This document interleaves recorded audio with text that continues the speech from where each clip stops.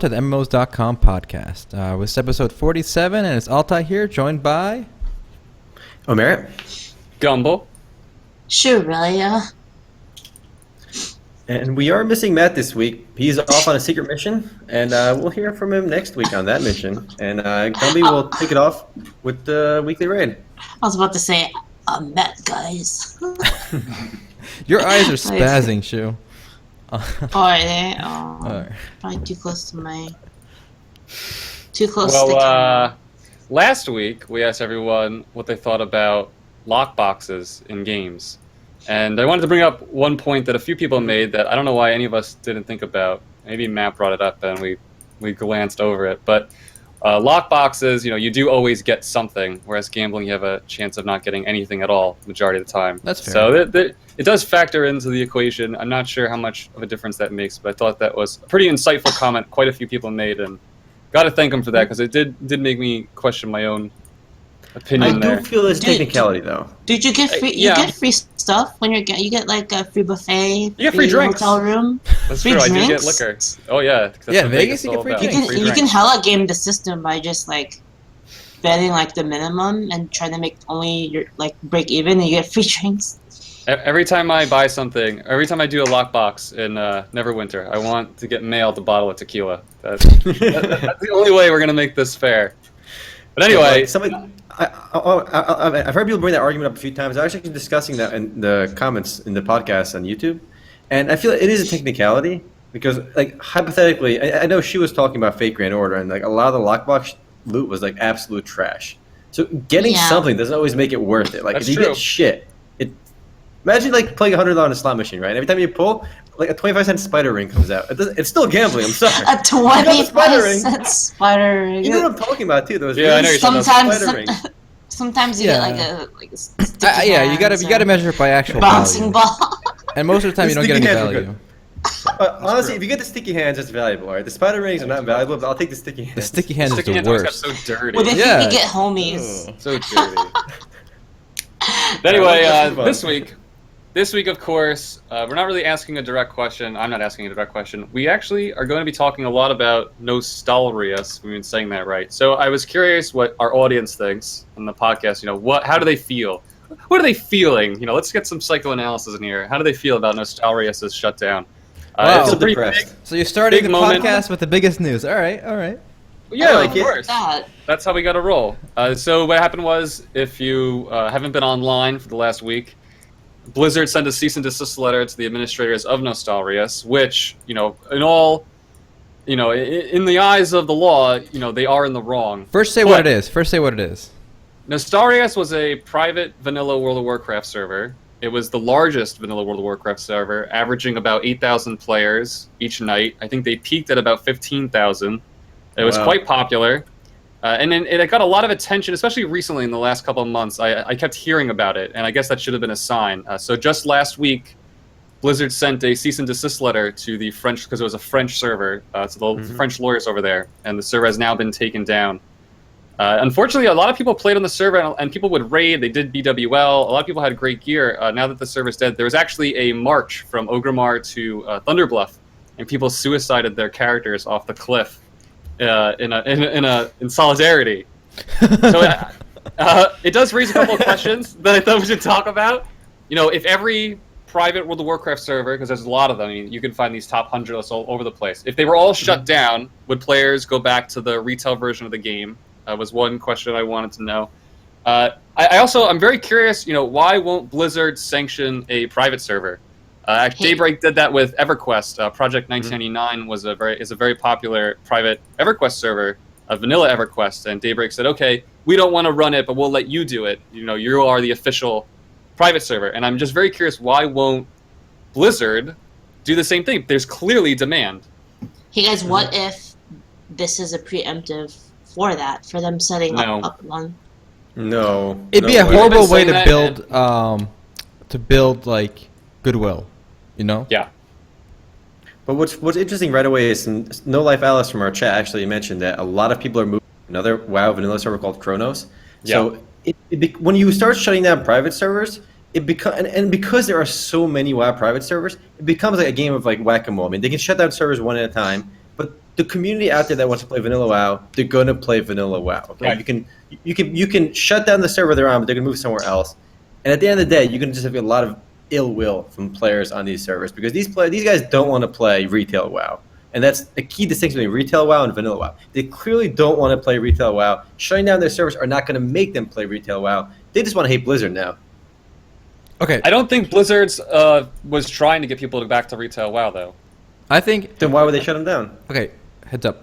I want to use my brother's favorite word here for Blizzard. Ooh, Blizzard bring it out. are assholes Yes! for this move. Okay. My favorite word. Actually, JonTron made a beautiful YouTube video discussing this. I watched that, yeah, Yeah, it's he's good. usually, he says he's an entertainer, but he really had to speak out as an individual on this issue because I think it's so clear that Blizzard is in the wrong. If not legally, morally and practically. They see most companies at least don't have a position on private servers or previous versions, right? They'll just say it's illegal, we're going to close it. But when asked directly about a vanilla server, a legacy server, the Blizzard's team scoffed at the idea. They insulted their users, right? They didn't give them a straight answer. They thought it was a joke to consider a private server. And What do you want to read me? You got the quote for you right here. go You ahead. think you do, but you don't. You think you do, but you don't. Yeah, I got the video right here too. You think you do, but you don't. You think you want to play vanilla WoW, but you don't. Yeah. Meanwhile, 8,000 people were playing vanilla WoW. Exactly. And just So- to put that in context, I think the amount of players that were on Nostalrius is more than like your average WoW realm, okay? There's more people playing on this private server than a typical WoW realm, with over 150,000 active players.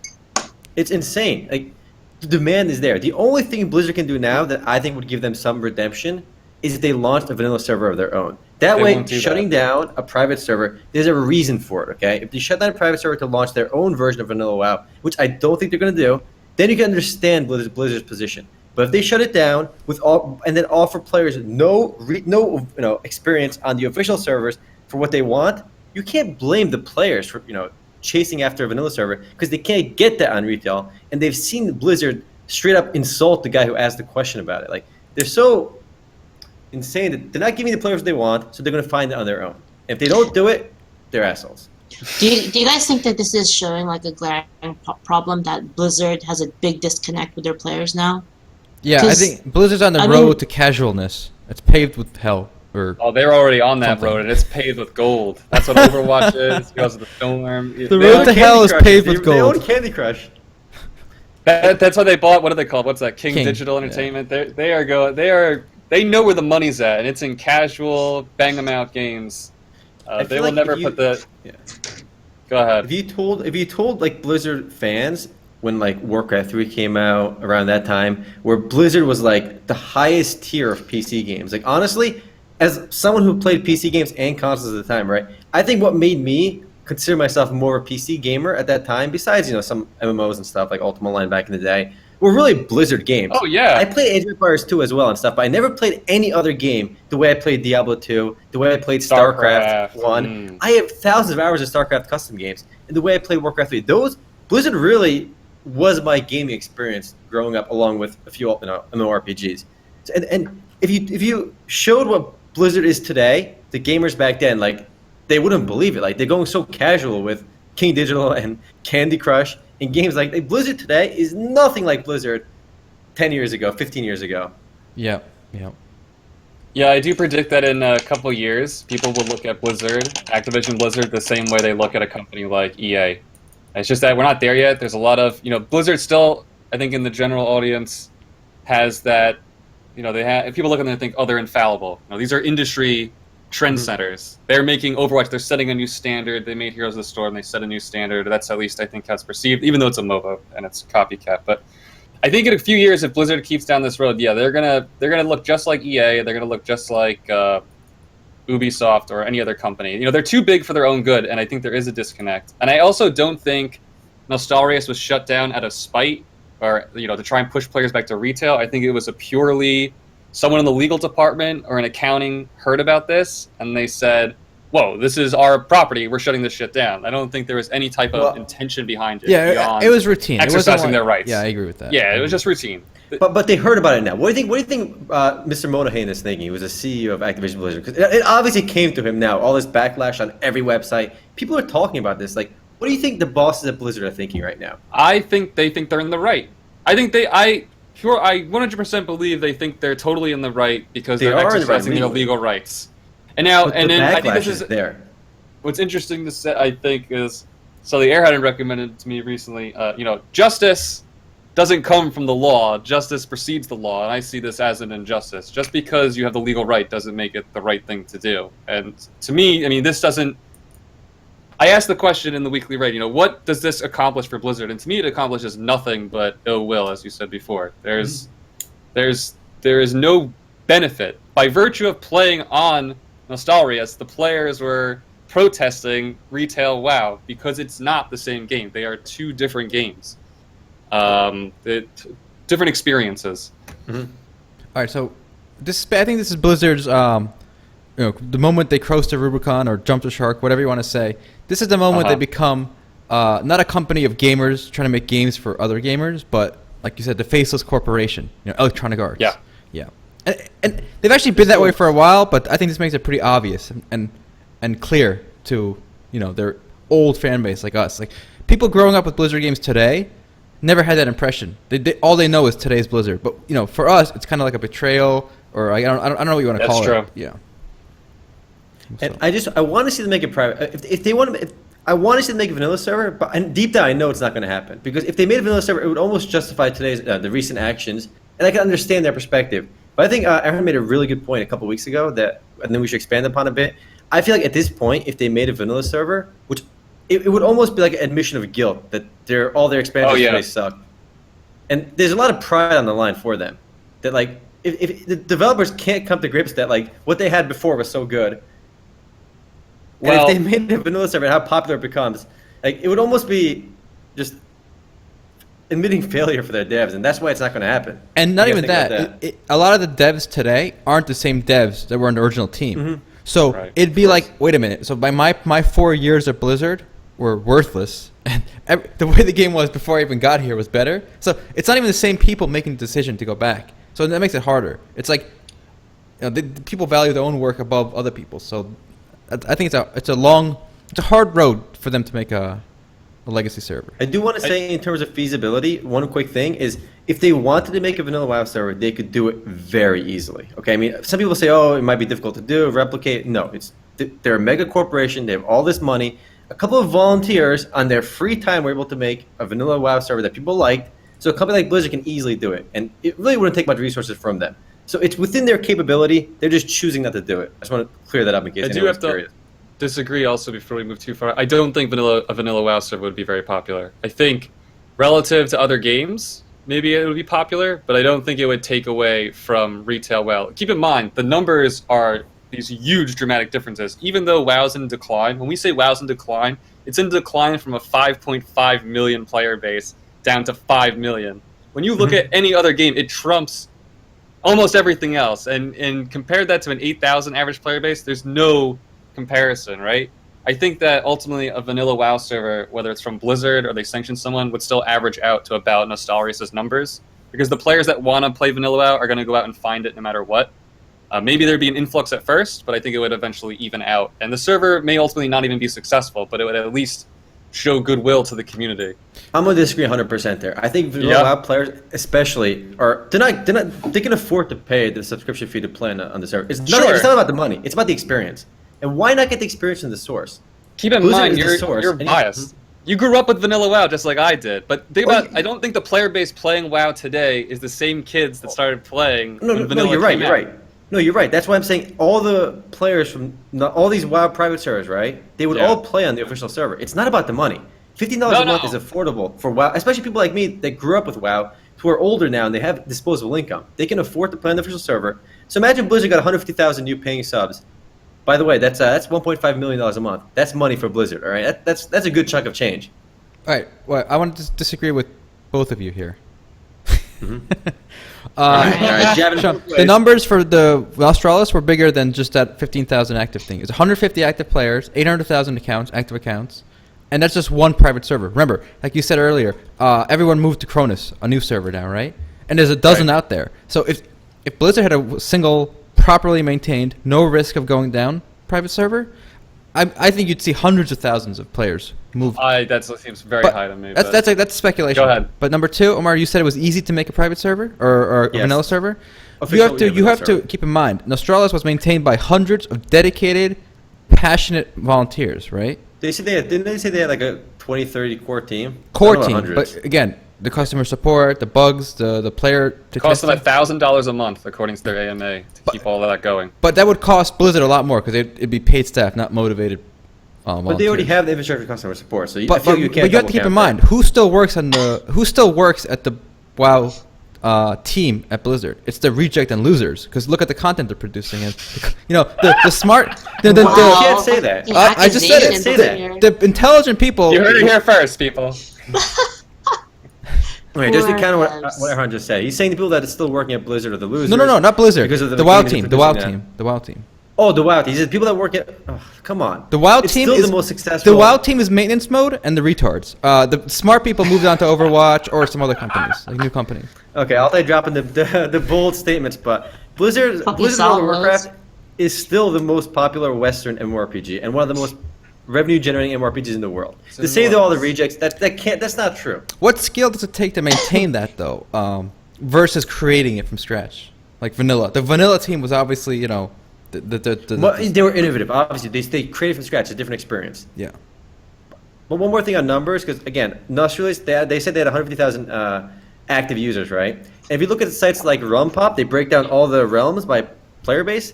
And if you look at the most popular servers on WoW in the US, Stormrage, Darkspear, Kel'Thuzad, they have about 530,000 players, right? The Link to that? Link to most that? popular, right?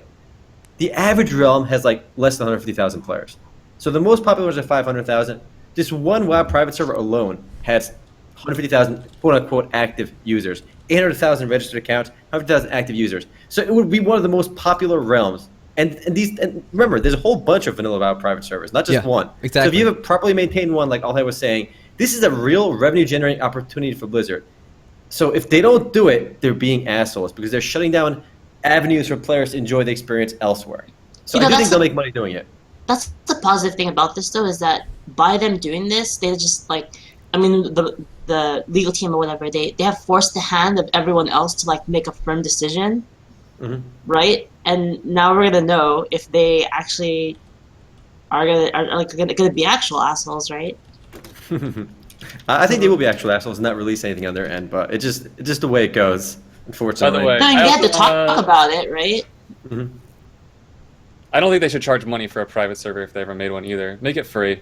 Well, Well, this one was. That's not gonna happen. Make it free. That's not gonna happen. No, I know Blizzard it's not should going to do happen. It's not going to happen no matter what, but I think they should just do what Project 1999 did. Sanction someone to make the private server. Let it be free. Let it be donations. That's what They should make JonTron money. It's a Yeah, relic. It's like a too. museum.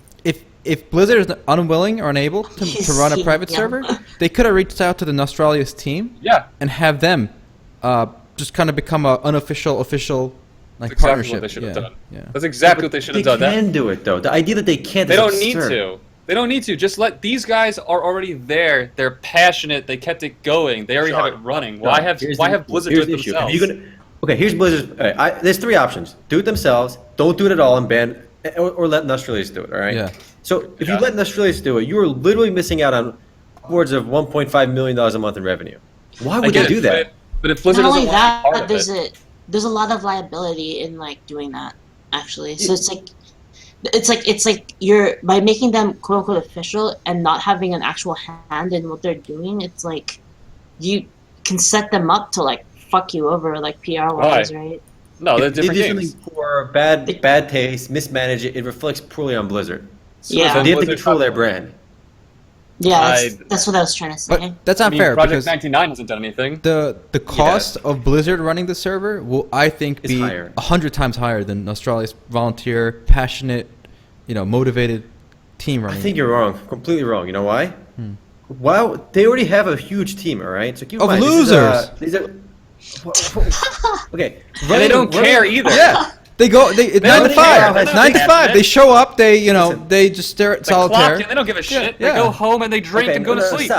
Stop. Okay, listen. There's fixed costs and variable costs, all right? And they already have the fixed costs for running current WoW. So adding another realm when they're maintaining hundreds of realms is not difficult, and they don't have to worry about new content. They need some guys to just set the schedule for content releases, and they're good to go. I think actually it would cost less for this vanilla WoW server than you think, because it would obviously be more than a regular server, but I think the cost would be negligible. Dude. At this point, it'd be worth it from a PR standpoint. Well, absolutely.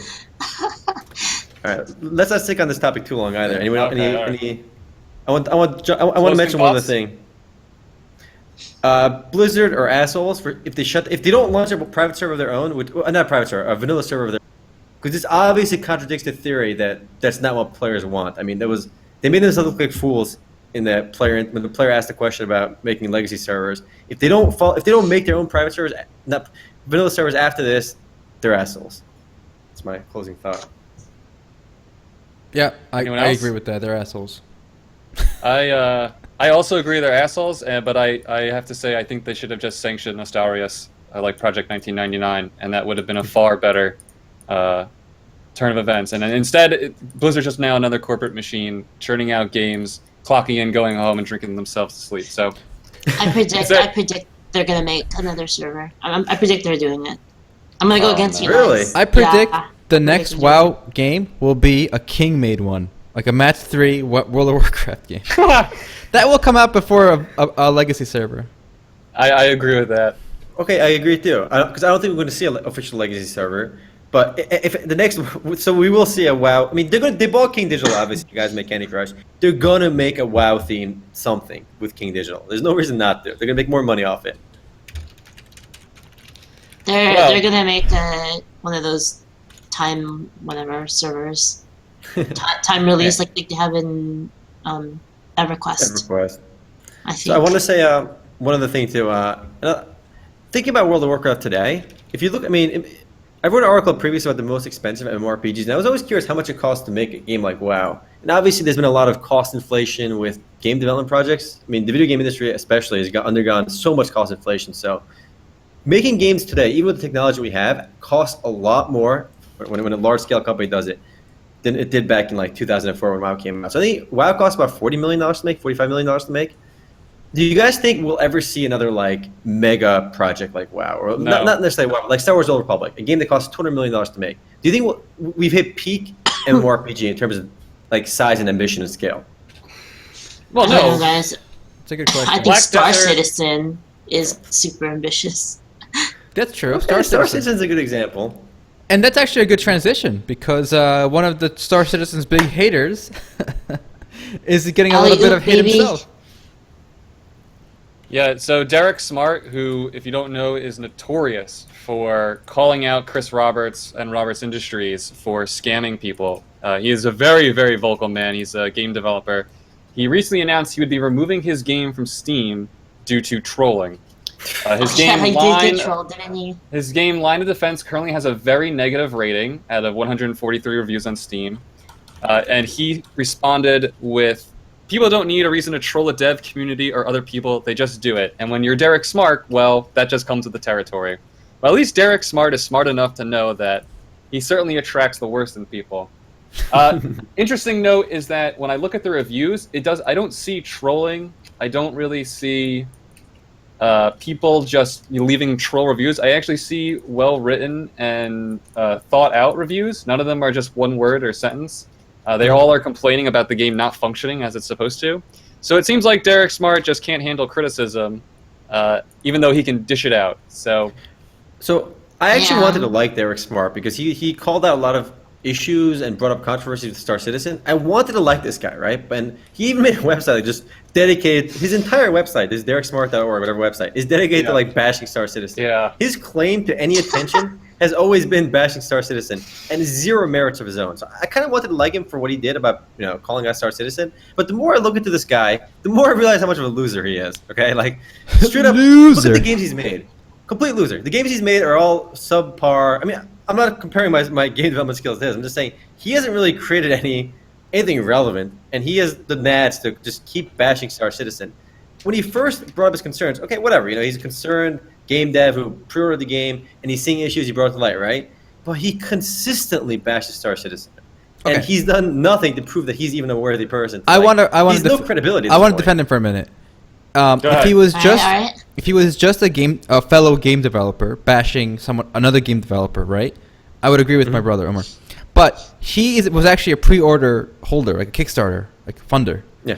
So I think that makes it fair. I don't think he was. I don't think he started just to build up hype for himself. He did, but later he mentioned that, look, I can ship a game on time, you know. So Yes, but he literally dedicated his blog, DerekSmart.org, on bashing Star Citizen. There's almost no discussion of anything else. It's all Star Citizen. Literally everything. Go to the website and scroll around. The entire website is dedicated towards Star Citizen. So how is this game designed? He claims he's a dev himself, right? Yeah. How can he spend all his effort talking about Star Citizen when he's supposed to be a game dev? Maybe if he focused as much of his time on bashing Star Citizen as he did developing his game, Yes. of all this negative criticism. Because according to Then again- these complaints, a lot of shit just isn't working. Player models floating in the air, mechanics not working as they're supposed to. Now, I haven't played it, so I'm only going off these Steam reviews, but considering that this is common to many of them here, it seems like there's an industry term for it, it's called he fucked up. So Is that really fair though? Because I mean, he had some concerns with Star Citizen, and then didn't they have shots fired on him first, by banning him and stuff? And then he fired shots back, and then I they don't just know. kept It's a lot of fire- hearsay. they you know? did refund Derek Smart's Kickstarter money, but again, this, Yeah, but didn't they refund it to be like, well, here's your refund, get the hell out of here? yeah, they Like, said what- now you can't Oh, complain yeah. anymore. I mean, that's kind of like, that's still kind of shots fired when you're criticizing the game, right? I mean, it's like imagine if you kickstarted a game, right? And you were like, well, I'm having my doubts about this game.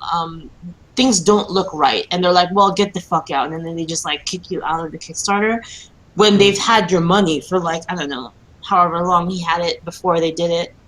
You know, they just He only had. donated $250. They just got your money, they had an investment from you for free, and then they just kicked you out. I mean, that's kind of fucked up, right? He brought up very valid complaints, right? But what Yeah. nags me about this guy is he just keeps bashing on Star Citizen like that. He made that his career. He made that his life mission. Almost. No, but I mean, didn't Like- that happen after though? Yeah. That's what I'm saying. But drop it. You know, you're not involved with it anymore. Why? No, he should. I don't think it's fair No, to say he should drop it. because yeah, I mean, if that happened to you, wouldn't you be pissed off? Wouldn't you be well, fuck these guys. I'm gonna do whatever I can to fuck them over. I mean, No, it's you're wasting your maybe it's time. I mean- revenge. Maybe it's revenge at this point. You know? If he's being honest, it's fine. If he's bringing up real issues. By the way, do you guys know how much Star Citizen is raised now? Oh God, how much? What's the number? Let's all guess. All of you guess. I'm actually looking at the number. All right, I'm gonna say 105, 108, 110 million. Okay, how much your guess? Damn. Sean? That's my guess. 110 million. I'm gonna go lower, 95 million. I haven't looked at it in a while, but Okay, sure. 95 First they made million. over Sure. 100, that's why. I'm gonna go with what did Sean go with? 95. Oh, you don't I'm you gonna do go it. 95 and $1. Oh, you Okay, piece of it was shit. 111. So you're all wrong. Omer was the Really? closest. Yeah, 111 million, Oh 800,000. shit! That's crazy. Can we get some Awesome. relevant budget estimates for other titles real quick? Star Well- Citizen has made more money than even Knights of the Old Republic, right? Because that was 100 million. Star No, no. Wars Old Republic did about 200 million. 200. That's the most expensive of Oh, all okay, time. okay. 200 million? Fair enough. Again, these are not firm numbers because these companies don't release exact. These are industry estimates. Nobody knows Right. for sure. Same with Elder Scrolls Online, about 200 million. Wow. And Destiny was the next 140. So it would actually be the fourth actually, because it costs about the same as Final Fantasy 14, and that's also an industry estimate. So it'd be the fourth highest cost development MMO of all time, and quite possibly game of all time. So I did want to one more thing. I'm looking at his blog right now. He's writing about Star Citizen again. Obviously, what else would Derek Smart be talking about? And he wrote looks like a 5,000 word just rant on bashing Star Citizen. And I'm scrolling down. I'm reading one paragraph to you guys. I mean, this guy, I feel like at this point he's really just angry. I think it's revenge. Here's what he said: Chris Roberts and his F-level wannabe actress wife, something they tried to hide for a very long time. This, despite the fact that they've reportedly been married to each other twice. Sandy Gardner are appearing to use Project as their way back into Hollywood. They spent a vast fortune of backer money building a movie experience instead of a game, incorporating a slew of assets including A-list actors, which were never part of the goal of the game in the first place. So he's clearly upset. He's even calling his wife an F-level wannabe actress. Yeah, it's a bit much. Yo, his wife is pretty That's hot. personal. Is he? Yeah. All right, guys, let's judge Chris Roberts' wife. All right. Jeez. This is crossing some line. Chris Roberts' wife. It's pretty shitty when you start bringing people's relations into the picture instead of just. Well, I'm not criticizing insulting it the wife. I'm objectively. just interested in. No, but I mean, as for what Derek Smart did. Yes. You know, he's totally it's all emotionally driven. There's no.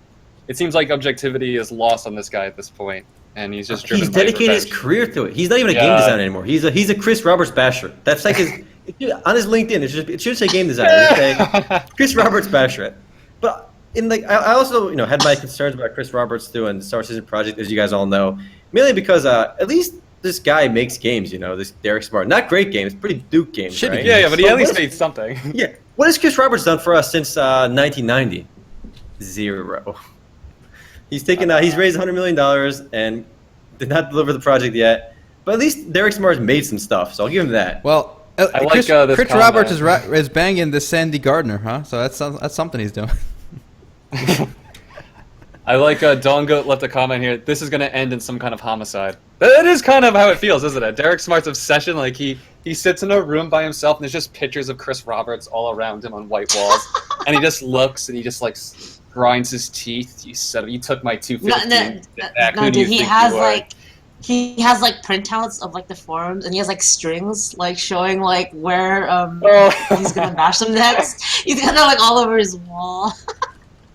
So take a look at the article I just linked, just so you can scroll through that. Just look how much this guy wrote in this one. Like I can just imagine Derek Smart at nighttime just typing away his keyboard in frustration, just like bashing. This entire thing, it goes talking about his wife, to wasting money here. Like at this point, this guy's just ranting. And look at the pictures he has. We should contact him and take all of his blog posts and publish it as a book called like "I Hate Derek Smart" or something. There's a lot of content here. We'll do MMOs.com publishing, no problem. Yeah, I think the length of this post alone kind of shows that he's obsessed. Yeah, he's gone insane. He's literally obsessed at this point. It's an obsession at this point. It's not like a concerned designer voicing his opinion anymore. No, this guy's obsessed. Yeah, this is a bit much. Look at this. Did that picture says definition of a Star Citizen background? Did he just like Photoshop like whatever was there in the middle? Yeah. And look at the pictures he's got in here. It looks so like out of place, like the Star Citizen background font. Guys, scroll down to the Star Wars parody poster. Oh, I like it. It looks hilarious. A train wreck in slow motion. Dude, how much time did this guy spend making like photoshops? He's literally sick at this point. He's obsessed. Again, like I wanted to call out Star Citizen, but this guy's obsessed with this. He lost by doing all the shit that he's doing. He's losing credibility. Dude, did he just Photoshop himself onto like this picture, like right here? You scroll down past like the goofy picture, and then there's like, did he just Photoshop himself? Yeah, he did. Yes, he did. He photoshopped his face on some dude holding a sign. Yeah, I saw that. I saw that one. Oh, let's start. This one looks pretty good though. The poster's good. I'll give it to him. Dude, did he make himself Yoda? He made himself Yoda in that poster. oh my God, you're right. Let me go back to that. This guy's nuts. Yeah, he did. He made This guy lost all credibility. Right? And it just, oh my God, what is wrong with this guy? Let it go, man. Just take it easy. Take it easy. The fact that he photoshopped himself on Yoda just Right. like Seals the deal. down the toilet. This is what the internet is all about, though. I kind of appreciate this fight, God, you know. This That's spite. true. It is true. The internet is like a nesting place for spite and hate. So it Let really the is hate flow epitomizing. free. How I mean, much it- effort did this take? This must have taken hours to do this article. And the thing Yeah. is, like, like you normally like, you have a website for like DerekSmart.org, right? It'd be like your own personal blog. He's got a forum. His forum is dedicated to hating Star Citizen, like with like-minded individuals. Right? They all get together at night and just hate Star Citizen together. Like, what's wrong with people? You don't have to like the game or believe in the dream. You know, don't drink the Kool-Aid, but don't go on a hate rampage. He-Man Star That's Citizen just- Haters Club. Dude, no, this is just like that is just straight up like. You know what just we should do? conceited We to should like put yourself on Yoda. That's just That's next bad. level. That is like next level, like If there's- masturbating yourself. You know. we need a Star Citizen true believer to come on the show and just do like a full podcast about Star Citizen, like from Yeah, the it's actually a beginning good idea. I like that. from Dude, the if you wanna, beginning to where it is now. Yeah. Yeah. Mhm. Is anybody in our Hit- audience hit us up, Star hit us Citizen up. believer? I know Are there we is some insulting someone? playable gameplay, like something. Like I don't know what. Oh, I tried it. Oh, you I did? tried the demo where you're in space and you're doing combat. Okay, so But it wasn't easy. Oh, But it looked nice, I guess. But it wasn't much to it. It was just it was like a death match in space.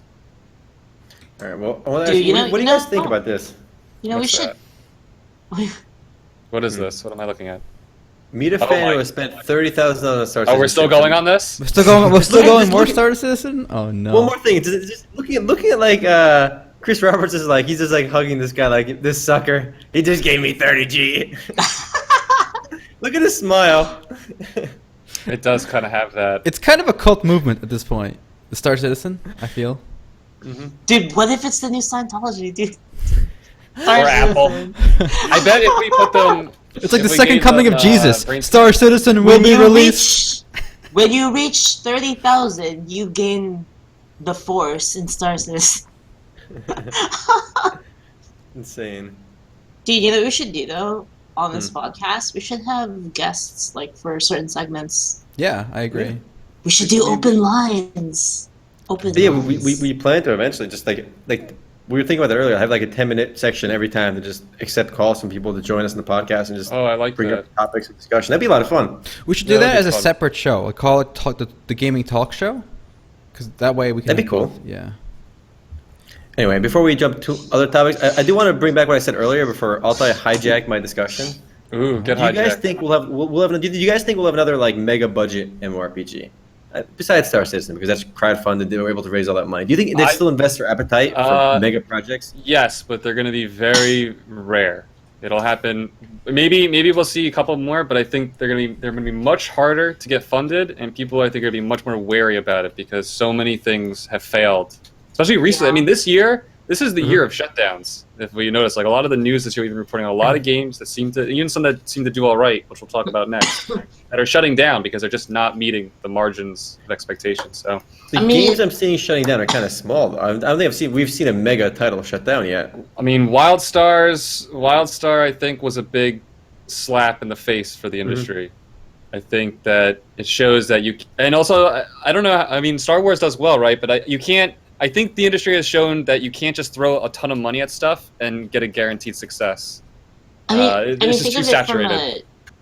Think of it from a investor standpoint. It's like I could invest X money in a mobile game that is going to has a much higher chance of succeeding, and a lot less overhead. Or I can invest in like this, play the MMO roulette, which is a much higher like cost game and can falls probably like a lot harder too. Let me give you I the think lay down. games like WoW like made a lot of people think there's huge money in MMOs. I think personally, the 150 million plus, 100 million plus budget games, or for MMORPGs at least, are gone. We're not going to see them again. I think we'll see much smaller projects, a lot of more Korean games. A lot of these Korean games that cost much less to make than Western games. If you look at the top 10 most expensive MMORPGs developed, the games on that list are all Western. The first one is Star Wars at 200 million, then Elder Scrolls 200 million, Destiny. The only one that makes on there is Final Fantasy, the Final Fantasy 14 game. Then you have Star Citizen, Tabula Rasa, the Halo MMO, which was canceled, but it cost $90 million, and it was canceled. And Defiant, like there's very few Asian games on this list. In fact, there's only one. The only Asian MMO on this list is from Japan. Final Fantasy 14. Okay, I wanted to say, money follows the hype, right? So after WoW released, the hype was centered around MMORPGs. That's why you saw these big budget projects begin.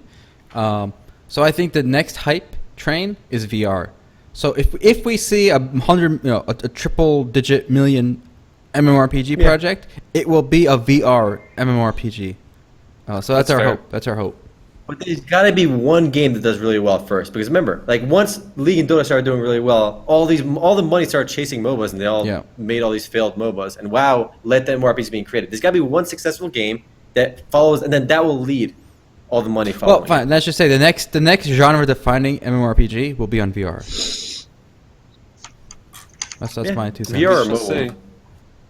Are there any like AAA mobile games that cost like $100 million to make, or is development cost just not there? I don't think so. I don't think just so. Just a mastery game with the perfect fluid movements, you know, and the bubbles pop. It just feels so satisfying. I mean, even if you do that, I don't think it costs that much. Yeah, that you can't. I mean, how can you spend that much money on it? But I think these AAA MMORPGs on the PC are definitely gone for now. Dude, you could probably even just license an IP and like spend less. Like you can license an established IP and spend less than making your own MMO for mobile. Some guy brought up a game called Avabella, which is a mobile MMORPG. There are mobile MMORPGs out there. Obviously, talk about mobile, but there are some persistent world, you know, MMORPGs out there on mobile. It's just that they really aren't any super successful ones. Like not ones that we'll hear about all the time. There's some really cool looking ones too. But it just doesn't have the same success, I guess, as you know, PC MMORPGs. At least in the West. I know in China, they're big. Right. Before we get sidetracked, someone mentioned VR, so I gotta link this real quick. Dota is adding a VR spectator mode. So just look at the GIF I linked. It's basically you see the map, the mini map on the floor under you, and you see the main game on like a floating screen in front of you. Oh. And then on the left are like really the heroes like just doing their spells, you know, as they do it. That is It's cool. actually really that. cool. That is neat. But you actually get something to the VR too. You get the map. You know, you don't see them in most VR experience when you're watching video. It's just that here you actually get to see the map in a separate location. And it looks really cool. I think making MOBAs look like tabletop games is going to be the VR pull, right? It's like you're playing Warhammer or something, right? Everything's moving and you're looking at it from above. You know? I feel like I don't. Do young people still play Warhammer though? Like, is there any? Like, are new people getting into Warhammer? I know new people get into Magic the Gathering still, but I feel like Warhammer is for old people now. Like mega nerds get into it. Guys, I want to spend $2,000 on hardware, okay, to play Monopoly in VR. Think about it. The board is floating in front of you, and you're rolling like these virtual dice. So I mean, this is mostly.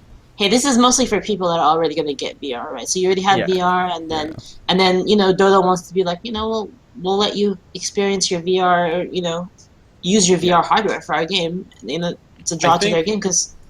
Yeah, go ahead. Sorry. If you had a Venn diagram, right, in defense of what she was saying, and you had to like the people that play Warhammer and people interested in VR, I bet there's a good chunk in the middle here. I think those cultures do cross. Yeah. That's kind of a weird shape. VR and Magic the Gathering equals Yu-Gi-Oh! Think about it. Like, you put down the card and you see the giant dragon. Oh my god, you're right! Dude, right? Yeah, that's what I'm saying. That's what I'm saying. It's like VR can enhance these games. Blue-eyed red dragon. Why would you want VR for that? Why would you want VR for that? Well, there you go. And you'll actually see the dragon breathe fire on you, like when you get hit, you know? If the guys on Yu-Gi-Oh! aren't working on this already, mode. they're crazy. Because they have to be doing this. Because, like, honestly, Yu-Gi-Oh! Is a pretty shitty card game, in my opinion. The game is beyond imbalanced. Like, so many cards are unusable trash, right? Obviously, I would play that, though. I would play that with VR, though. I would, too, just because I'm cool. Like, just the nostalgia from the shows and stuff. But that would make it so appealing and interesting. Dude, I just want to say, like, I just want the opponent to be like, your deck is so OP, like, what the fuck, like, how much, and I just say, like, screw the rules, I have money. Be great, man. Yeah, start summoning some dragons without sacrificing, you know, without doing some, you know, sacrifices for the tributes rather, not sacrifices. Damn, I know comments are going to skewer me for saying blue-eyed red dragon. Yes, I know it's not that. I actually used to be I know I said this before, I used to be a judge for Yu-Gi-Oh! Tournaments, so get on my level. Damn, get on your cool level right there. We got a big dick guy in here. Where is he? Somebody mentioned like Pokemon, like how awesome would it be if like you couldn't even move, like it was just like how Pokemon is right now, but instead of like, you know, going to a menu to select your Pokemon, you like look at your belt and you pull off a Pokeball that has like your Pokemon and then you throw it. Like that would add so much to the game. But you can't actually throw anything, you know, because otherwise you'd hit something on the wall. So you have to like make the throwing gesture and the grabbing gesture. All right, we're getting VR sidetracked. Let's save this for the it'd be with those VR controllers, right? Yeah. VR sidetracked. VR is still the dream, and I'm still most excited about Hentai VR. That's again different discussion. I'm just saying that VR has a lot more applications than what we think. I want to ask another question too, because my brother and I were talking about this earlier, and I feel like I'm gonna get everyone's opinion on this too. My brother was saying it is the end of free to play. He says more games going forward will be buy to play, and I'm curious where everybody stands on this issue. And maybe Alta, you can expand on your idea. Let me clarify first, right? So you guys know what I meant by that. I think it is harder to make a good or decent free to play game than to make a decent $5, $10, $20 game. Because when you say decent, do you mean profitable or just what you enjoy? But by decent, I mean like a decent in terms of the scope, like the size of the team required to make it, like a decent project, like a decent sized chunk project. And here's why. Yeah, but what's your decent? What's your definition of decent? Okay, like more than like 5 guys. Oh, to you make measuring it. by like profitability or no. Oh, let him elaborate. Just a small to mid-sized studio being able to release the game. And here's why. Monetization in a free-to-play game requires a lot of thought, right? Proper monetization. A lot of small 1 to 5 man studios, like the kind of stuff we're seeing on Humble Bundles and you know, like even like things like Stardew Valley. Stardew Valley, for example, was one guy, right? He didn't want to have to think about designing your monetization into your game, into a free-to-play game, is a whole, I think, category. Like it takes a team of people, at least one skilled person to do, right? Yeah. You know what it takes? It takes people to actually know what it's like to be monetized. Well, exactly. It's a whole branch of game development, monetization, right? Or you can just charge $5 and call it a day. That's what I meant. So. Okay, but so you're saying going forward, your argument is we're going forward. You're not going to see as many free to play games. We're not going to see as many free to play games. We're going to see much more $5, $10, $20 games because they're easier to make. Yes. I'm going to wholeheartedly disagree with you, as I disagree with you when we discussed this earlier. When you talk about novel games, I think you're right. But when you're talking about like FPS games, when you're talking about MMORPGs, when you're talking about like already established titles, there's already monetization like avenues out there. You just follow what's already done. Well, you're correct. Cosmetics is very. I agree with that. If you have a 100-man team making the next big MMORPG, you can afford to have specialists who know, who are working 100% on monetization. Like that, they come to work. That's what they work on. I want to clarify our scope. We're talking about games that we would cover on MMOs.com because obviously indie games are not going to be free to play, and indie games have never been free to play. Games that were on Humble Bundle were always a couple $5 here, $10 there. So clarify games that we would cover on MMOs.com. You think more of those games are going to go buy to play instead of free to play? We're going to see. Yeah, no. That's a smaller. That's my point is not as strong in that category, but yes, still I agree. That we're going to see more buy to play games. I think Erhan's right to an extent, but I don't think it's going to be so dramatic that you're going to see like a total reversal. I think you're going to see more games opt for a lower price tag over trying to monetize with cash shops and whatnot. And also, let's keep in mind that mobile is, the huge sector. Yeah. And I don't see mobile monetizing outside of free to play anytime soon. No, just definitely not. It seems pretty straightforward in that category. But like, we've seen a lot of smaller, more low key MMOs come out that don't have these big budgets that are using they're having smaller price tags. Trinium Wars isn't like this big game, but I'm just saying Trinium Wars is a piece of shit. You can't count Trinium Wars. I'm not allowed to count pieces of shit. MMOs.com official on the Trinium Wars official banner. Piece of shit. Omer from MMOs.com. All right, quote me. Okay, but I will say that I'm willing to look at the stats. Right. So if you look at this chart I linked, and I'll put it on the stream right now. By revenue, games on Steam are. Free to play is growing, right? Yes. Albeit slowly, right? Because when I was seeing more free to play games come on Steam. This is all within 1 year, remember? So it's a 1 year chart. It is growing on this chart. And I do agree that free to play, I think, it's obvious that free to play can make more money, right? Than a one time purchase. By the way, if League was on that chart, it'd be 90%. No, I agree. League is on this chart. You gotta exclude League. But the issue, my point is though, it takes more effort to make a game free to play than to make it $5, $10, $20. I think to an extent, yeah, right. Yeah. If you have a smaller team or a medium-sized team, it's very hard to find that proper monetization model. And also, when you do when you do try and monetize a free-to-play game, you do kind of take like a PR risk, because if you fuck up, it marks your game negatively for life, right? You really have to have like a set, solid free-to-play model to be successful, and that like Aaron said, that's not easy to do. So if I'm if I have a small team, I'm gonna opt for a small buy-to-play price tag over trying to wrap my brain around a free-to-play monetization. Also, but you don't have to overthink it. There's so many games that already have like pretty defined paths to monetization. If you make an MMORPG, you have a cash shop. You just copy the game and what they're doing in their cash shop. But this doesn't require that's that not much. fair. That's too general. But think of it this way, Omar. If you make a game buy to play, you work 1, 2, 3 years on a game, right? You ship, you sell, and then you move on to the next project. But if your game is free to play, you have to maintain it. It's a service. It's a service, exactly. You have to maintain it forever until it dies down. So we have to look at MMORPGs right now. MMORPGs and games that we would cover at MMOs.com. Don't bring this buy to play model and these humble bundle games. It's irrelevant to our discussion. No, I don't think it's relevant. I think when we were having discussion, we were never discussing indie games like that. I think we were.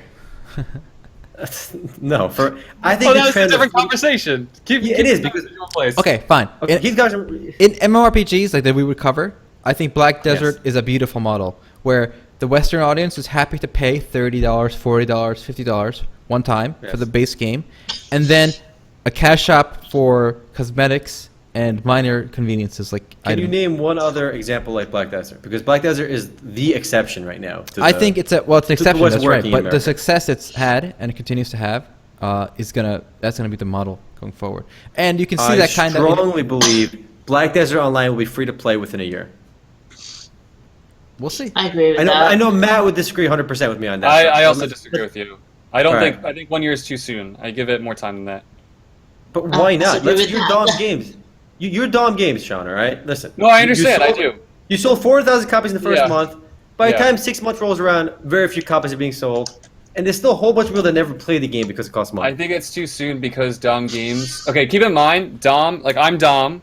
I had to fight my publisher to create the buy-to-play model. The original intention was to create a free-to-play game and monetize it with a cash shop that was similar to the Korean version and the Russian version.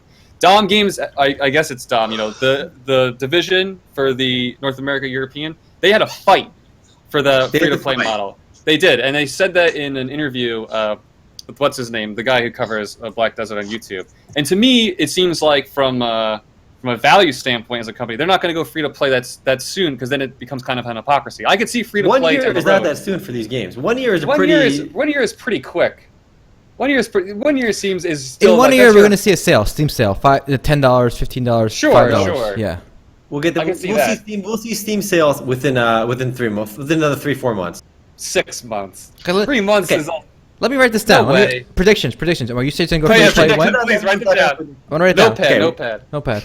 Notepad it down right now, so it's official. What is it? I'm going on the record, boys. BDO, free to play. Desert Online will be free to play within 1 year. 1 year. From today. 12 months. From today. Okay. From April. Okay. And obviously, somebody brought up a point. It took Guild Wars 2 I think it was more than 2 to 3 years. I think it took a lot longer for Guild Wars 2. But that was a Western game, and they followed the same business model as Guild Wars 1. So it's a different story. But this game is free to play in every other region as well. And I feel like they're going to realize they can make more money by making it free to play. And it's really about the money. I'm not saying this is purely about the money. The guys behind Black Desert Online will be like, listen, we can make more money by going free to play after 8 months after release when everyone has already bought the game that wanted to buy the game. And they're gonna go with that model, I think. You guys see them launching expansions that cost money because the expansion model is not a thing. No, exactly. It's free updates. It depends what the developer does. Also, do you guys know if Pearl Abyss, the developer, has any connection to Dom? Because oftentimes they do. The developer owns every approval, everything that Dom does, if they make any if they alter the game in any way or deviate, they have to go to Pearl first. Well, I know, but does Pearl have an affiliation in terms of do they own them? Does Pearl have an ownership stake in Dom Games? That's a good question. I'm actually not sure. Because for example, In Mass Entertainment is literally owned by Bluehole Studios, the guys that make Terra. I mean, they're a publisher, right? But they're owned by the developer. So it's not. It's I would say I think it's the same case with this one. Okay, so it's the developer's decision then at that point, really. Here's a quick question. To say they fall is kind of weird because they fight with themselves then. Okay. Well, I mean, it's 2 different divisions. They can fight that way. Yes, different divisions. All right. Yeah, but it's not like you're trying to convince some other entity that has their own Nobody else can change their interests, publishing rights. Yeah. Okay, here's a question I have for you guys. the link, the picture I sent, the Steamspy, Mhm. free to play versus paid games. What do you think this chart will look like in a year? I think it'll go. Obviously, depends on what launches on Steam. Keep in mind, I don't think Steam is the best platform that represents freedom. Okay, Steam is about literally digital distribution for so many indie games, right? As well as traditional EA PC games that cost money. So it's not. Yeah, I don't think it's a this fair is- look. This isn't fair, yeah, because it's like, I mean, Shower with Dad Simulator, right? I mean, Yeah. Oh, I love all, that game. all sorts of shit like that. You That's know? not I shit. mean, That's a good game. Don't Well, dish shower. quality with game. games. I wasn't calling it shit. I mean, just like all sorts of Easy. you know, Watch those words. things like that. Showering you with your know, dad's a like beautiful things thing. like that. But like, you know, there's a lot of games like that that are just like super simple, like type of games, and But you know, Andrew cost has a a dollar. question. I think it will go more free to play for a few reasons. Mainly, I think if they count Counter-Strike Go's digital sales as free to play, because in-game purchases in CS:GO, I think should be counting towards free to play. What? If they count that, No, then that's kind of free play will weird. grow. That's no, weird. listen. No, Counter-Strike CS:GO costs money, right? After you Yes. buy it, all the money spent on keys. Why are you adding that to that model? That's Oh, like I see what you're saying, but at the same time, it's kind of weird. That should okay. maybe be a different metric, like a different category of. I think the only reason CS:GO isn't free to play is to stop hackers. The only reason, because I think they make more money, so much more money from selling keys to for the lock boxes in CS:GO than digital Yeah. sales of the game. I think the buy to play is just a barrier for cheaters. That if you cheat, you get banned. You got to buy the game again. I think Kind of like that's kind of why I like that model. To be honest. For FPS games, yes, I think it makes a lot of sense. If you can't ban the hackers, you got to have at least that kind of deterrent like that. That it costs them money to come back. I think Steam will be But- the number one source for these. Well, I think Steam will be the number one MMORPG necromancer this year. So it's gonna. Oh, 100%. Yeah. And what was the? We've Actually, already and I in want that to. trend. I want to quickly say, Perfect World. Omar, you said this earlier. They put every game on Steam except Perfect World itself, right? Well, Perfect World is coming to Steam now. Oh, baby boys, we can play Perfect World on Steam now. Perfect So world, did it- perfect characters. Guess they're going. They're giving up on their platform. Arc. Yo, I only use Shit, Arc, Arc. guys. I don't use Steam. I only use Arc. I want to show you guys my character in Perfect World once again. It's actually quite good, and I know I'm actually very gonna- proud of this. I'm gonna link it on here for you guys to take a look at. So it's weird that they are abandoning their thing because they did launch Arc Games as to be not just a platform for their games. They wanted to have third-party games on there, but I think they realized at this point it was a complete failure, and you can't compete with Steam. Yes, I'm looking at you, Glyph, at Tryon. Oh my god, I hate those launchers. OG Planet has their own, right? Area's got their own. Glyph, all this nonsense. I hate them. There's no reason for them. Just go on Steam and give Steam their ransom. It's worth it. So Perfect World is actually Perfect releasing a World new. even getting new players? Yeah, it's releasing a new expansion. So I guess they're kind of happy about Medium. that. Yeah. I mean, they have a lot of successful games in China. That's the only reason I think their Western operations are still going. In terms of their success in America, it comes out to Neverwinter. I think Neverwinter is one of their more popular games in the West. I don't think very many people play Jade Dynasty or even Perfect World. Their games are really nothing almost. Only Neverwinter is bringing in some revenue for them, what they get from Cryptic Games. I think Cryptic was a good purchase for Perfect World. It's the only They thing pay, like, keeping over them 100 relevant for in the that? West. Yeah. But they work on anything else now besides Neverwinter? I'm sure they work on some other titles, but I feel like there's something. Every time I see Perfect World, I just think about PWI. I don't think about anything else. yeah, I mean, And me too, Swordsman but Online, of course. what a Duke tier game that nobody plays that game either. I mean, the only game No. is never. And they can fund those. They can fund Star their US Trek. operations. Yeah, that Star Trek as well. My bad. Star Trek again. Star That's Trek. that's Cryptic, isn't Have you it? guys played Star Trek yeah. online? I have No. not. I've been Yo, curious. I haven't. Yo, Sunday Fun Day. Let's do Star Trek online. There's a lot of contenders for games. We got a couple Yeah. of releases here: Battleborn, Doom Online. That's crap. Wait, there's a Doom online? Hold up. There's a Doom Is that online. real? Well, not Doom Online. Doom Open Beta. Sorry. Yeah. What is Doom Open Beta? Doom They're making is a new Doom. they're making a new Doom, and What? there's an open beta for multiplayer. Yeah, let me- You didn't hear about the new Doom? No. Okay, well here's an announcement, everyone. There's a new Doom. That's Here's big- the Steam That's page. crazy. Yeah. Don't love when games like have Doom 2, 3, 4, and like, wait a minute, let's just call the next one just regular. Just go back to the normal one. Yeah, just flat out. And then Wikipedia has to put like the fucking year. Yep. This is my first time hearing about this. Doom Online. When did this Really? come out? When did this get I announced? heard about this. Well, this is a couple months ago, I think, like 2 or 3 months ago. I guess I missed mean, this it's going to one. be a single-player game. This is just the multiplayer component. So is it So it's basically going to like cost Unreal? $60. You just shoot each other? Well, the open beta will be free, so we can check it out. I do not hear good things. From It looks like some- Quake to me. It's apparently It it's does much look like worse Quake. than Quake. Oh. They kind of. I know. Okay, so in the multiplayer, like besides, like it's more like Call of Duty. You like pick your weapon loadout instead of picking up weapons on the ground, and you It's kill each other weird. that way. Yeah, it's weird. And you can turn into a demon or some bullshit and like kill everybody. And then if they kill you, they pick up the token and become the demon. But it always spawns in the same spot. So What? it seems like a lot of these games have kind of like looked at Call of Duty and they go, oh my god, look how much money they make. Let's do what they do, and they just bring the mechanics Guys, over. And I'm gonna call it. But we'll judge it. Doom is no longer relevant. Doom lost its relevancy in PC gaming a while ago, I think. I mean, it was a game I played. My first PC game was Doom on PC. Really? And I That's played a the weird one. shit out of it. Played It the was a shit. good I game love back in Doom. the day. Yeah, of course. It's not relevant anymore. I mean, it No. could be. I mean, maybe the single player is amazing. We've been lacking a really solid single player FPS for a while now. So hopefully, maybe Doom is the chosen one. We'll see. I didn't like Doom 3 either. Do you guys remember Doom 3? Yeah, yeah. Like, it was like the really good graphically looking game, right? Yes. And like that was like their first PC version. It was really gorgeous graphics. You need a high-end I bought a high-end PC. The first game I played was Doom 3 because I'm like, Really? I love Doom. And like, it had like a narrative. It was a story. It was like it felt linear too. Didn't have a grab gun. Okay, the dumbest I thing just about remember Doom not liking 3 it. was, oh god, we're gonna be realistic. When it's dark, you gotta like pull out your flashlight instead of your gun. Do you remember that?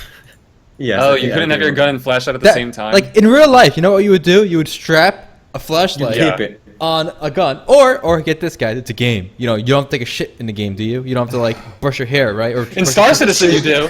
like Star Citizen, you take a shit. nobody cares about a pitch black room. You know that doesn't add any value. It's just annoying. Yeah, you're right. They wanted to show off the lighting. That's why. Like that's something when lighting was like on games or Yeah. came out in 2000. Really good for back then. Like, it got A+ for graphics, but I just didn't enjoy the game. For That's fair. 2004, it looked really good. Doom gave me nightmares, dude. Really? Doom Which 2. one? Doom 2, man. Did you dream of those flying heads? Dude, yes, that's the one. That's the one, dude. Shit. No, Those fucking guys, the rocket nightmares, launchers dude. too. I mean, going from Doom 1 and then Doom 2, like they were obviously the same kind of game, but going from Doom 2 to Doom 3 was the big 3D jump. Yeah. Well, I guess we'll just. But then wait and find again, out. like if they just made another Doom 2, do you think that would have actually done No, well? I think, aren't there fan-made Doom games now? Because like, Yes, the art style quite a is very few. classic. I read about that. You can make like private Doom levels now. Who got a good video for that? Is the guys behind Doom going after them to shut them down with cease and desist letters like assholes? Because like No, I Doom, think these they're old actually- Doom graphics. They're pretty cool guys. They just kind of let you do what you want. So Oh, ID Software aren't assholes? No, Wow, what a apparently novel not. idea, right? they're pretty nice. Good. They kind of don't give a fuck because it helps bolster the community. It creates a sense of community around your title instead of creating a sense of bitterness and resentment. You want to talk about assholes? I love Nintendo. talking about assholes. Nintendo, What? the biggest assholes when it comes to. Oh, I YouTube. didn't think You we'd be upload- going here. You upload anything with Nintendo characters in it, instant copyrighted ban. Really? Right? Like Yeah, it's yeah. That was a big unbelievably thing on bad. YouTube like a year ago, I think, or 2 years. And I'm upset because every time we upload a podcast, we used to show some scenes from Nintendo, but now we know not to stay away from that shit because if you include a scene from even from their own trailers, if you have a clip of it, you're done. You're done, so you gotta get rid of it. Yeah, that's true. We showed a clip of I think Pokemon Go or something, and we just Yeah. got shat on. It was an hour and 20-minute video. We had 10 seconds of Pokemon Go. 10 seconds. Like, fair use much? It's literally fair use. But it doesn't matter. You just have to re-upload the video and black that part out because they're assholes. Maybe I'll write a guide on how to pirate old NES games, SNES, Game Boy, and just As revenge? out of spite and just do that. That's a good idea. On I'll tag them MMOs.com, on we have a Twitter, section too. for emulators just to, like, spite them, you know. We should go on a Derek Smart style rampage against Nintendo and just bash their like CEO. The MMOs.com blog. We did need a blog. That's Or a just good bash. point. MMOs.com hate blog. Hate blog. Ooh, I like it. I Even like if we that call too. it hate blog. Hate blog. So they know what the purpose is. It's just pure hate. It just spite flows through us. Yeah, do you man, think are it's not hate like bloggers? incognito like Derek Smart. We're like upfront about it, right? Derek Smart might as well rename it Derek Smart HateStarCitizen.com. Alright, guys. That that should be the blog. I actually have a Nintendo related Dude, article. is that slight taken? Is that slight taken? Guys, I have a Nintendo related article. I didn't think I would have an opportunity to bring it up, so like I just had it minimized, but here we go. So a gun We actually maker in talked about this the other Texas, day. all right, an actual gun manufacturer made a Nintendo themed gun, and they got in trouble. That's Why? It's awesome. awesome. I linked love it. it. I want one. Let's see a Right? picture. I linked I it. want that gun. It's an actual Glock. Yo, there should be a CS:GO skin. That'd be amazing. Yo, I'd buy this gun in CS:GO. I'd buy I this would gun. too. Like, why would you get in trouble though? I guess it wasn't. Nintendo like Because it looks like a yourself. toy. It looks like a toy, and it probably wasn't licensed. That probably, but it looks like a toy. But that's a genuine concern this time, you know. Like it's a toy gun that's literally modeled after a toy. It's a gun that's Imagine literally modeled you after a toy. invite your nephew over or something, and he wants to play NES. And you're like, oh, here's the controller, and you actually give him your gun. He just shoots the TV. Somebody play said. dummy. Somebody said, "Are the bullets bullet bills?" Like imagine little eyeballs. You should have done that. You should have painted some and put it like right next to it, right? It's been great. What a There's a wasted problem with your opportunity. example. Your nephews don't want to play NES anymore. I'm sorry. Yeah, Your nephews I want to know, play I know. Clash of Clans or something on the phone. All right. Nobody wants to play that anymore. Look, back in our day, we used real guns. Whatever. I Playing actually have a Clash of sad Clans. story for you guys. You guys want to hear a sad story? Let's go. Uh, So Okay. Omer and I bought the Gear VR with the Samsung S7 to Turkey to show Yeah. some of our relatives. And our older relatives thought it was cool, right? And our relatives around our age thought it was cool. But then we showed it to like one of our younger relatives, and he was like, "I don't. This is weird. I want to go back to Clash of Clans." Oh, Yeah, He was like 8, right? Wow. He yeah. was like They got 8 like or that was 10. like kind of okay until you said Clash of Clans. Well, that's Yeah. my point, because the 80-year-old relatives, the 50-year-old relatives, and our age, like 20s, were cool with it. They're like, "Whoa, VR, cool." But then They the loved kid, it, yeah. the young generation was like, Clash of Clans. wow. Yeah, Well, if kids aren't into it, then that doesn't, that's unfortunate. yeah. I want to Imagine say it- this. I hate Clash of Clans with a passion, and Game of Yeah. War, and all those games. I I hate think them. with a I think we passion. all hate them equally. I think, But besides the gameplay itself just being bad and stupid and literally just repetitive from every other what it version of Game of War. symbolizes. Because look at these games, like they all just copied whatever the first Ebony style piece of shit Chinese pay-to-win game is. They all copied that stuff, right? Yeah. But they occupy so much mind share, and so many developers right now at Supercell, and Hey, the guys who man. make Game of War are working to make these garbage games. Like there are so many strategy games on mobile, so Omer? many, like literally hundreds of thousands. They're all shit. I hate Omer, you them. need to not trash Ebony, because I deserve to get laid now. My lord. don't you love those ads, my lord? I have a relevant mobile game link, guys. Here's the chart for you, everyone. Let me link it in the Discord as well. Top reasons to play mobile games. Everybody says to pass time while waiting. Oh. I guess that Waiting makes to sense. die. To challenge myself, 38%. Get the fuck out of here. To challenge myself. They're challenged. I don't think they're You're challenged setting the themselves. bar. You're setting the challenge bar kind of low. It's a little bit low there. Wow, hater. It's awful. I like this 8% at the bottom that is actually just admitting it. Straight pretty up much. honesty. Here's what I hate too about a lot of these a lot of these games on like Wartune, for example. Take a look at these ads for Wartune. By the way, in case you don't know, Wartune is another piece of shit browser-based game, and it's just like Ebony, right? But look at the bottom right one. You deserve an orgy today. It's directly to the face. Wait, what? You deserve. That's what I said. That's what I was saying. The game is not adult only, by the way. The game is a shitty strategy game, and there's some like booby avatars in the game. I deserve an like orgy, adult. alright? I don't want to hear it. Who wakes up saying, I deserve an orgy? Like, what have you done today, boys, to deserve one? There's no way that one is real. Other ones I've seen, I know I've seen the one that looks like Quest. Like, I've seen that one on websites. That can't be real. Yo, No way. I deserve an orgy, guys.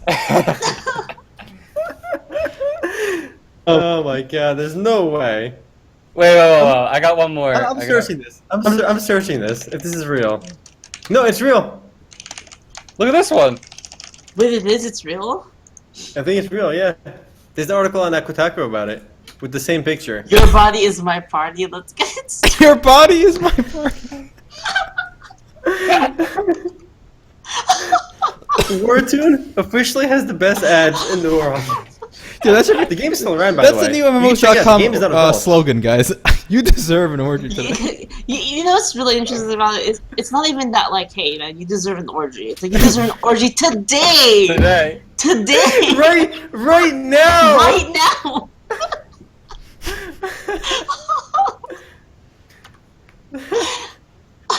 Somebody asked if Wartune was popular. The game is pretty popular because they've advertised a shit ton, and I know it's very popular in China as well. It's one of the more popular. It is so strategy hot. games. Well, melt your pops.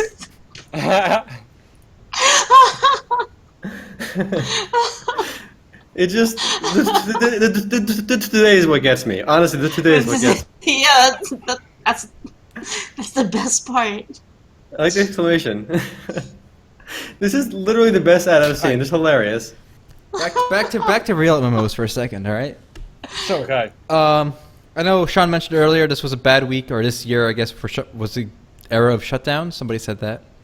So Nosgoth Yep. is getting shut down. May Rest in 31st. Oh, May- I never got to play it. I never got to play So who here played Nosgoth? I did not. No? I Omar? played a couple of rounds. Never got too into it, but I did like. It was novel, and I saw the appeal because, again, for the most part, it had about 1,000 players concurrent, even towards its later stages. I think when they announced Shutdown, it was right around 900 concurrent. So it was Yep. still like it had a player base that I feel like a lot of games would die to have. Right? You see games that have like 50 players online that survive on Steam forever, but a game like Nosgoth, they probably had a higher development cost, so they had to shut it down. Okay, so I learned a lot about Nosgoth when I read about the shutdown. So first, it was published by Square Enix, and it was actually a spin-off of Legacy of Kain, which was like which was a console game from like early this century. Yeah, PlayStation. It was a classic. It was, Yeah. it was very highly rated Yeah. and respected as a game. I didn't know that. I guess they didn't do a very good job with the whole Legacy of Kain, Nosgoth, because I had no clue they were related. Yeah, I didn't either. I only reason I knew was on the press releases for the game. Like I found out it was Legacy of Kain because I saw the preview page on MMOs.com. Like, whoa, Legacy of Kain! Like, it didn't say this anywhere else. And when you play the game, you don't really get that vibe. No. I feel like they did that just to try and get the word out about it. Like, oh, remember Legacy of Kain? Maybe you'll like Nosgoth, even though they're two separate entities, basically. You know, they just both have vampires, I guess. So another You know? interesting thing I found out just now is the developer behind the game was Psyonix, which is the developer behind Rocket League. Yep. Who did you guys know that before this? I had Nope. no idea. Yeah, I had no nope. idea until yesterday. I saw the preview page. I didn't know that, and I should have known that because I typed in the developer. So I You don't know, know. did It's a weird story. Nosgoth come out before? Didn't Nosgoth come out before Yes. Rocket League? Yes. Yeah, That's yeah. why. So I think what happened was it's not really the game that didn't do poorly. I think it's that the developer's like, wait a minute, like this game is doing okay, right? It's doing okay. It might get better, doing not great. It's probably not burning a lot of money. But wait a minute, we have this game that is consistently doing amazing. Rocket League. Let's focus on Amazing. Rocket League. Yeah. I Like- mean, when you have a game like Rocket League, I don't think it makes sense to focus on a game like Nosgoth, which is just kind of floating along. Rocket League is insanely popular. I mean, 28,000 players playing 31 minutes ago. I mean, I mean, Rocket League deserves it too, hands down. It's one of my Do you favorite think games. Rocket League is gonna have like I think that they're trying to like create an esports team around their game, and like you see tournaments on Twitch once in a while. Like, what can Psyonix do to like extend the lifespan of like Rocket League? Because they got to make more money on it somehow. They're you know? doing a good That's- job, actually. They made like Yeah. a hockey version, a basketball version, so they're And they have Is the it mini basketball updates. version? Yeah, What? yeah, it's coming out soon. Yeah. I don't think it's out yet. and they release those little updates. Like you buy a small expansion, you get like more cars and skins, and people buy them. I mean, it's not fair. they're not like locking gameplay elements behind expansions. They're just releasing little cosmetics. And honestly, out of any game with an esports scene that I would watch Rocket League over anything, because Rocket League, the skill curve is nuts. Like watching people pull off some stunts is really cool. Yeah, I enjoy watching my League of Legends esports. I still watch League Pro games once in a while. I still enjoy watching. I obviously I like Rocket. I like seeing. Rocket. I want to throw that out there. I think Nosgoth kind of labeled itself as like a competitive game, right? And I think it's a mistake. You can't go into it saying you're going to be a competitive esport or whatever. Right. It kind of has to happen. It has on to its own. blossom. Yeah. Organically. You can build your game to do that. I think you can. Yeah, but I think You can set the pieces labeling there. yourself an esport when you're just like in development, I think it's like it's a mistake.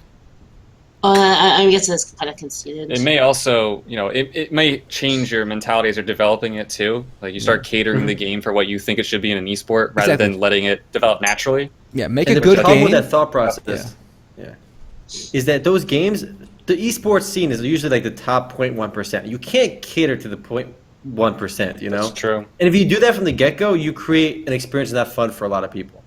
Like, Which I think what a lot of people don't understand is that esports is a driving point to create heroes for your games that other people that play it can look up to those people, and that's kind of what gets a lot of people going. Is I want to be like those guys, you know. That's kind of what esports is all about, really. what Rocket League did really well is it was a game that was fun on the low level. Like, if you don't know what the hell you're doing, you can be god awful at the game. It's still a lot of fun, and it just works, you know. And then the high end, there's a high enough skill cap that it's great for high skill cap players. And I also want to say one more thing. I think the model in terms of buy to play, everybody knows I'm very pro free to play, and I feel like I've been cheerleading free to play for like the last 7 years now, right? And I feel like I've been on the right side of history with that one. But I feel like Rocket League did a really good job with monetization. But they don't sell any overpriced and any game breaking stuff in the cash shop. So as far as non MMORPGs go, it's the excellent model for Yeah, absolutely. By the way, I have a rule of life: never trust anyone who says Right side of history? All right. Ever. That's Never. post game. That's post game. Post podcast. That's post podcast talk. You're just jelly. I feel like I was on the ball with calling free to play before it became a thing. Fair enough. Well, I want to say this has been a bad week for games that begin with N, like Nostalrius, Nosgoth, huh? What else? That's it. Oh yeah, that's true. You got one more? You got one more for us? Metro M Conflict is shut close down. to N, right? M is close to N. Yeah. That counts. That should shut down. Yeah, that's true. Who played Metro Conflict? Gonzo. Nope. I played a little bit. What was it? I don't know what it was. A generic, sci-fi SQ. It really wasn't even that sci-fi. It really felt shooter. But they took a not fantasy. They took a traditional tactical shooter, right? And they made the guns somewhat sci-fi skin. I would say a game like First Assault is way more sci-fi than Metro Conflict ever was. And it's unfortunate because it's shutting down I believe less than a year after launch. Who was publishing it? OG Planet. OG Planet. Okay. Are they still So around? also it was, yeah, they're still around. But what do they still have that's popular? There can't be that much left down there. Tails Runner is not popular. Get the hell out of here. Literally 10 people play Tails Runner in the world. Oh, they got SD Gundam Capsule Fighter. You know? They got Lottail. I think Lottail is the most Lottail's popular pretty game by far. And it says they have Legend of Honor, but they're just co-publishing that. It's a browser game. So is Metro Conflict shut down or just is going to shut down? It's going to shut down. I believe at the end of the month. That Or means just enough time for us to play it, guys. I enjoy playing free-to-play shooters just because it's a fun mix. Because I played War Mode, and the game is garbage, right? But I enjoy playing it. Yeah. And I used to play a lot of AVA randomly, even though it's okay. So I enjoyed jumping from free-to-play shooters to free-to-play shooters to mix things up. So it's always sad to see them go. Omer, how much of you liking free-to-play shooters is the fact that since the game is free-to-play, there's so much Duke in it? Oh, I love it. You know why? Right, because you play Counter-Strike, everyone's paying it. They're invested in playing Counter-Strike. And they're good. See, I get my ass kicked in Counter-Strike, right? That's what I mean. When I play Duke games, they're terrible at it. Yeah, because there's no buy-in. They don't really care. They suck ass, and you're like a god in there, right? Yeah, that's why I like playing these games. Even in AVA, I do really well because most people suck. And I do believe this game was actually developed by the same guys that made AVA. A company called Red Duck. I'm pretty sure AVA was made by Red Duck. I say 90% sure. I don't want to go all in on that thought, but Did you say Red Duck? yeah, the company's called Red Duck. I don't know why they call it Red Duck, but Because That's an amazing name. I have an amazing idea. Ready? Why don't we Give it to become us. the next MMO necromancer? Let's buy. I was just thinking that. Let's buy IJJI.com and bring back all the shitty games. wasn't IJJ bought by But they're not using the name. They're Red- not using the domain name anymore. Okay, but was IJJ.com like a good name? I feel Yeah, it was a pretty good awesome. name. EG. Why? I don't know. Okay, first like It's four when letters, you that's hear why. It's 4 letters. when your friends is yo bro, go to EG.com. Like what the Yeah. hell? What are you thinking? IJJI. IGGI, IJJ, I'm thinking of a Ouija IJI. board, maybe. Easy boys. An EG board. Yeah, you have a forum called the EG board. You can do better than IJJ.com. I feel like it would be fun to bring back some of these older games, and we can be the next Necromancer. But that's We gotta terrible buy at domain, least though. one IJJ. shutdown shitty I shooter. was MMOnecromancy.com. I like that. We get right to the point. All right. Right? Why beat around the bush? We can be honest, right? Our slogan: we bring all the old dead shitty games that nobody liked. No, clearly somebody liked them because the games. Again, I mentioned last week, Luna Online raised like $5,000 starter from like 40 people, so over $100 per person. So there are core audiences for some of these games. And I can't imagine the license cost that much to bring them back. Speaking of shutdown games and the MMO Necromancer and RedFox, Games Campus shut down Karos Returns, and before they could even sign the paperwork, RedFox swooped in and took it over. RedFox is publishing Karos Returns, so now they have it. They have Karos Returns. They got a Shot Online. So, no, Games Shot Online Campus is still had there. So Karos Games Returns, Campus, that's right. I think, is on the verge of being shut down, right? Because all they have left Oh, is absolutely. yeah. All they have is Shot Online in their official portal right now. I'm gonna That's go to literally it. GamesCampus.com right now. They only have one game on there. And actually, I was doing some reading around on RedFox, and I did learn this week that after looking at all these games shut down, you notice RedFox has gotten the license agreements for every single game Games Campus has shut down. Literally every single one. So there has to be some connection between Games Campus and RedFox, and people have been asking about that connection. And it looks like the current CEO and the guy who made RedFox games was the previous CEO of Games Campus. So I guess so he clearly thought they were going the wrong direction, so he left the company and he made his own company, and he's literally taking every single game that Games Campus had. Okay. So it's so weird from Games Campus's position because they're losing everything, and the Here's only what game they have now. Here's what happened. WebZen. Here's what happened. WebZen bought OnNet. Okay. So if you go to webzen.com, they got a bunch of games, and they also bought before this they bought GPotato, right? So they were kind of consolidating the games on one server or one portal, WebZen, and I guess they just didn't want those other games, right? And then so they just let the RedFox have them. Yeah, I mean that's probably that too because the games that RedFox is publishing aren't like particularly like good looking. There are games that are gonna be like mega popular, mega successful. They really don't have the potential because these are Karos Returns was a relaunch of Roche Online, so it's literally being relaunched for the third time now. So I thought they should call it Karos Returns or Returns Again because this is the second time it's returning. I feel like this game needs Just to be can't stick around. euthanized. Unfortunately, though, the few people that did play Karos Returns, they can't transfer their characters over to the new service. I mean, every other Ouch. game before this, you could transfer over, but the problem is when your game is on Steam, right? The characters are stored on Steam, and that prevents you from transferring them over, apparently. So that's apparently one of the downsides of being on Steam. So if the game shuts down, you can't transfer your servers. I'm not sure if this is a universal truth over here, but they said the reason they couldn't take them was because they were on Steam. So that means Karos Returns is going to be dead because for anyone who cared, all their stuff is gone. Yeah. But the beauty is it's one of those games where you don't have to play the game. It's like a Chinese game. Oh! You launch the alright. game, there's a built-in bot, and it just plays for you, so it doesn't really matter, you know? Wonderful. I Those are never my saw favorite that. games. It seems so stupid. Why play a game that plays for you? Like, I understand botting, because if you're botting, you're the only one cheating. But, like, if there's a built-in cheat that everybody cheats, you're not even a special snowflake anymore. All right, well, we're running towards the end of the podcast time, but before we leave, I want to toot my own horn because I love doing that. So last week, I either mentioned it on the podcast or the post game, I'm not sure, but I talked about IKEA and VR, right? And guess what, guys? Oh yeah, that was pretty good. IKEA made a VR experience where you can design your own. Like a couple days after. Yeah, literally a couple days after we talked about it. Pretty funny. Good call on that one.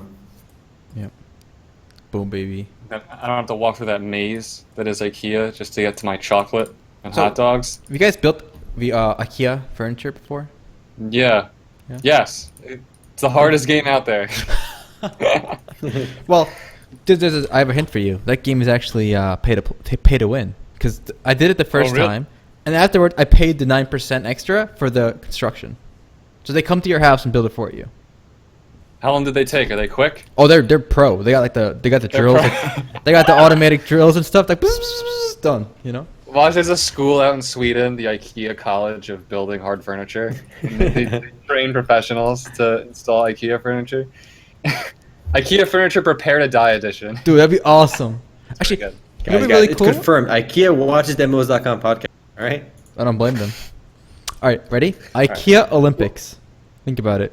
Basically, different teams from different countries race to build the same room, like bookshelf, bed, desk. Sounds like a good, really good idea. YouTube video. I like that a lot. Take a look at the video I just linked. All right. Real quick, before we leave this topic, I want to point out that popular user-defined tags for IKEA VR experience is survival horror. Awesome. You're right. Soul Worker. Oh, nice. Ooh. Right. So what's the I news like on this good game? I time. haven't really heard too much about this. It's released now in Japan for good. It's out. Not even open beta, full release. Oh, And really? there's lollies with panty shots. I'm interested. All right. I want to play some So what is this? based Oh, on this yeah. trailer. Is this like just a straight up MMORPG? Yes, Check free to play this RPG. out. Nice. I know it's Oh, Soul this is Worker. Japanese, right? It's a Japanese developed MMORPG. I don't think it's actually Japanese. It's Oh, got never that mind, Japanese okay. look to it, but I'm pretty sure it's Yo, this Korean logo developed. right here. Of course it is. This logo at like 20 seconds. All the voiceovers in Japanese. So many Oh, yeah, companies this is copy Japanese this. localized version. Oh. Now, is there an English patch Alex for this game? Yes. Screams like Oni-sama. There is an English patch, but you have to use a VPN to access it. So it's a process. But if you want to play Soul, currently you can. It's feasible. We can do it. We have the technology. Guys, my destiny awaits in this game. So I heard this game was a lot like Rusty Hearts, and I think I've already played that, right? It looks kind of like it. I think it's an action MMORPG as well. I'm pretty sure it's Korean developed. I'm about to go verify that right now. It's developed by Lion Games. I'm not sure what Lion Games is, but it's a question mark. I'm not sure. I would really like to play this game, mainly because looks how really stylistic it pretty. is. But because I imagine it's not going to come to the West anytime soon, just based on previous games and how long they take to translate and port. Especially if there's voice actors. I don't know how that works out. Blade and Soul taking 4 years, whatever it was. Well, that looks pretty cool. I'd try this. And somebody asked about VPNs. We do have a guide on MMOs.com on how to use VPNs to access like a lot of these games. There are paid VPNs out there, but if you want a free one, I linked a guide on MMOs.com. Maybe you can show it off in the podcast real quick. Guide on how to get around IP blocks and restrictions. The example is for Black Desert Online. However, this works for anything. It's called VPN Gate, and it's safe and it just works. It was not always the fastest, but you can find some decent service on there. All right, well, Alright. that's a good point to leave off. Good hustle, guys. Matt will join us again next week. He was off on an assignment this week, so we'll hear back from him, maybe, hopefully, on what he was up to. If he hasn't died, Yes. I think he'll make it though. I think so. We're all rooting. Well, say your fare thee Well, wells rooting for the podcast, and we'll stick around for the after See show. ya. I was Later, kind of guys. sad though. I couldn't say Matt this time. Alright, see you guys. All right, that's it.